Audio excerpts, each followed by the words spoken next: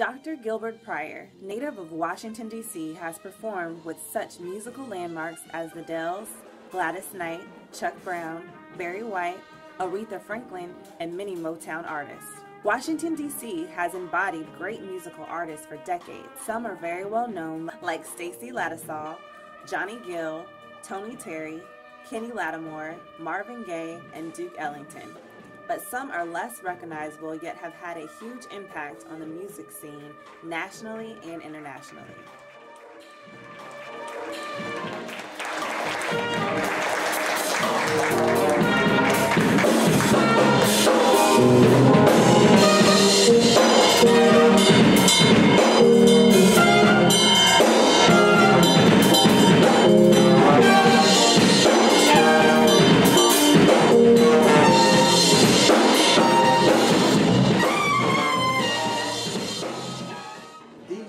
People don't know, it's always been a mecca for all kinds of talent, not just instrumentalists, go-go bands, but Dr. Gilbert Pryor has very deep roots in both music and education.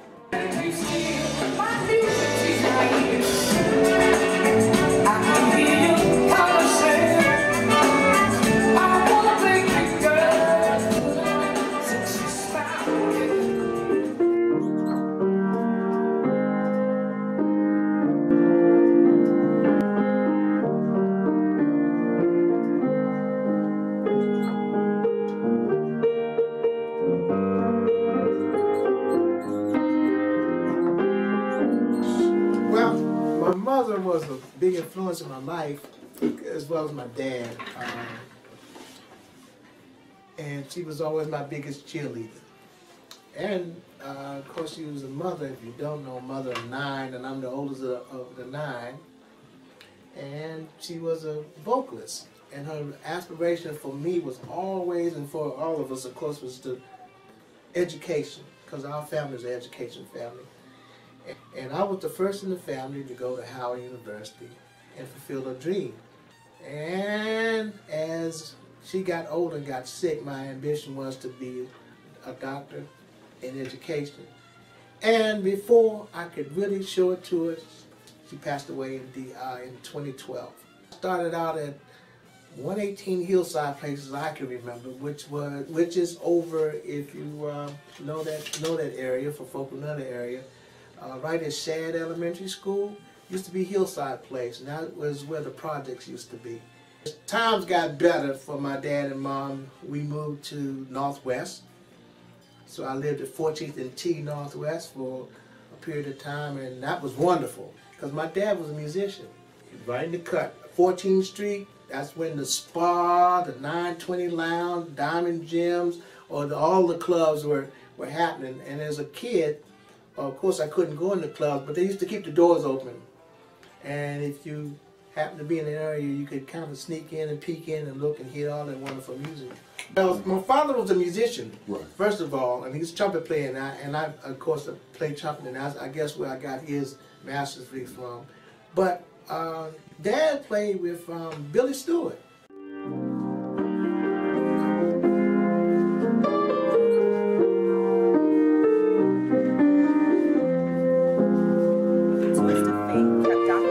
In the D.C. area to further his music education.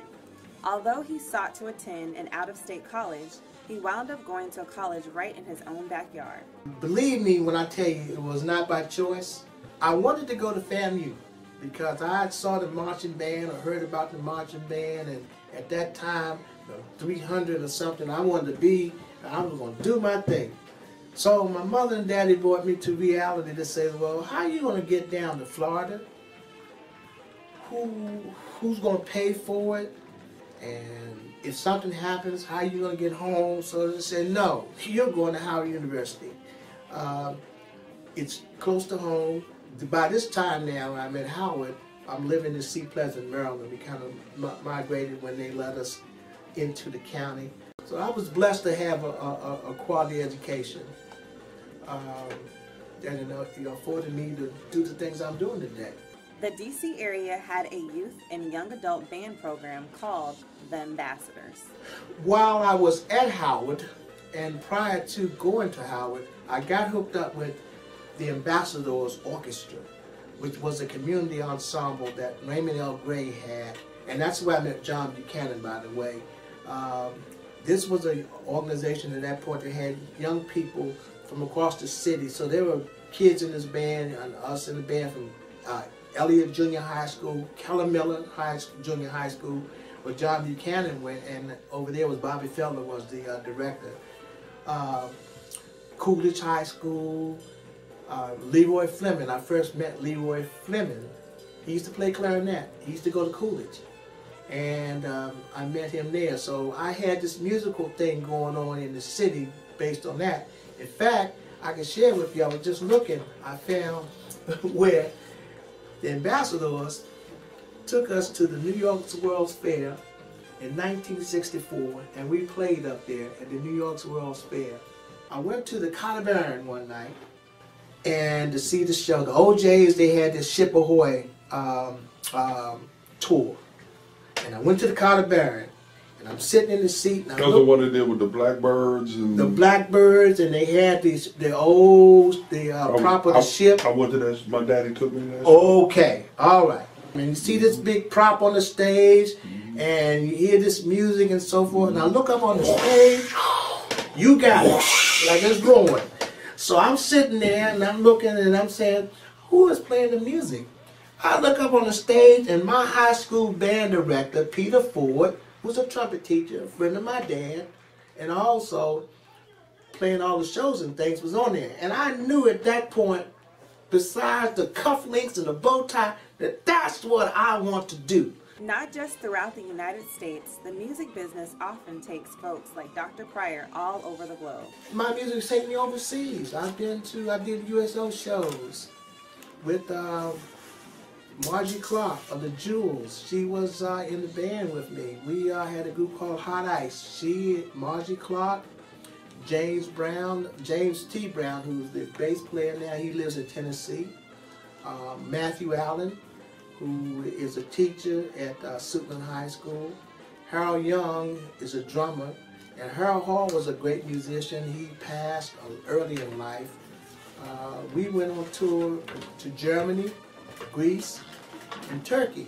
I felt like I was Miles Davis when I went over there. I had a limousine to take me, and when I was in China, kids asking me for autographs, asking me to take pictures with them, asking me all these wonderful questions. It was like, wow. I couldn't stay overseas because I've been a family man. I've been married to my wife. This will be 44 years coming this year. We are the biggest consumers of things, so we don't do any kind of saving.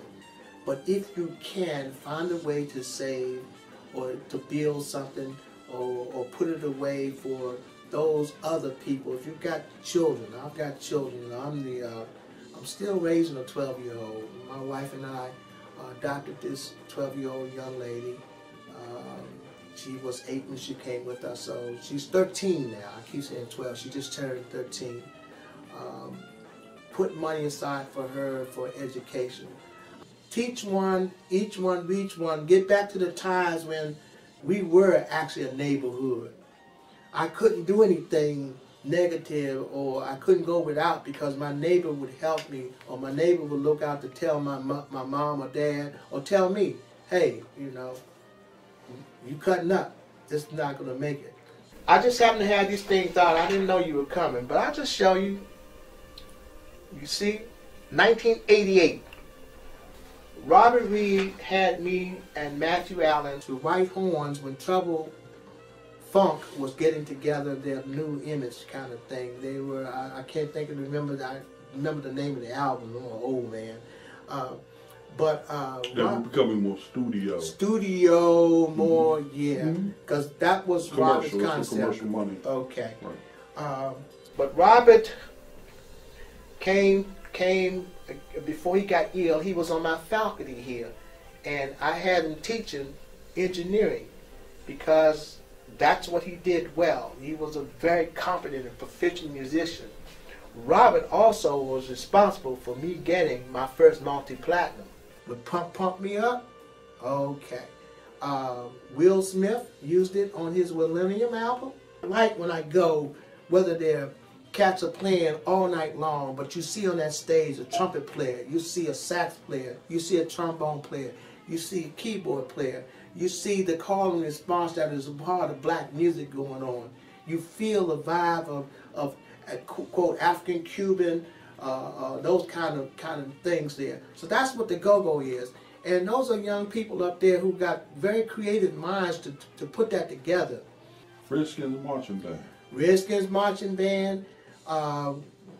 During 15 years we were on the road with Gladys. After we came off the road, we were in the Redskins jazz band. It used to be a jazz band. Dr. Clarence Knight was the director of the jazz band, and I was in that jazz band with Calvin Jones and some other competent musicians. And we would do the games here we did that for 10 years. Howard Theater. Howard Theater. I can remember in the old days of going to play with the Dells. I can remember how the Howard Theater was a rinky-dink dive downstairs. I can remember putting my feet up when it rained because of that. And going back now to see how they really destroyed, to me, the legacy of that by making it what it is today. And it's like, you know, bring the little tears, like, why, you know.